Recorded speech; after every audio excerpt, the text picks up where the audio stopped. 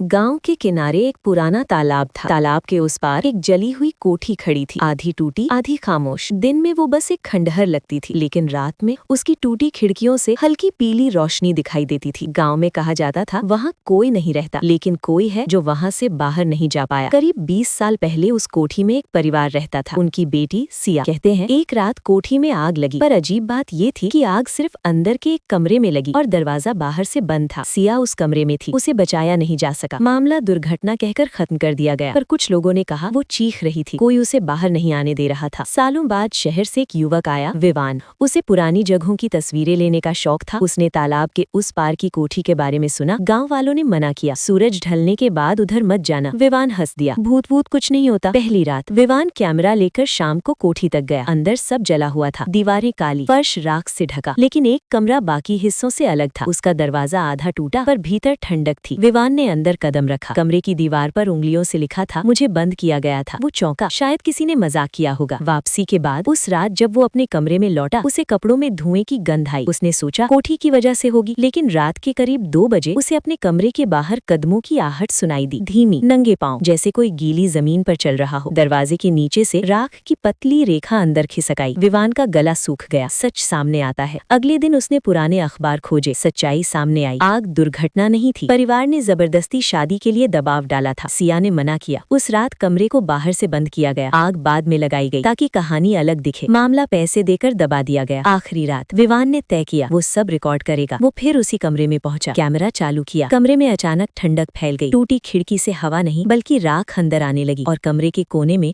धीरे धीरे एक आकृति उभरी। सफेद जली हुई साड़ी, चेहरा आधा राख से ढका, आंखें पूरी काली, लेकिन सबसे डरावना उसके होंठ हिल रहे थे। अब तुम सच जानते हो। विवान पीछे हटना चाहता था, लेकिन दरवाजा बंद हो चुका था। दीवारों से धुआं उठने लगा। वो चिल्लाया, मैंने कुछ नहीं किया। आवाज आई, पर तुम देख रहे थे। अगली सुबह गांव वालों को तालाब किनारे कैमरा मिला। कैमरे में आखिरी रिकॉर्डिंग में कमरे में आग नहीं थी, बस राख हवा में घूम रही थी, और एक परछाई धीरे धीरे कैमरे की तरफ बढ़ रही थी। विवान कभी नहीं मिला। आज भी अमावस की रात उस जली हुई कोठी की खिड़की में हल्की पीली रोशनी दिखती है, और तालाब के पानी में कभी कभी किसी के रोने की परछाई कांपती है।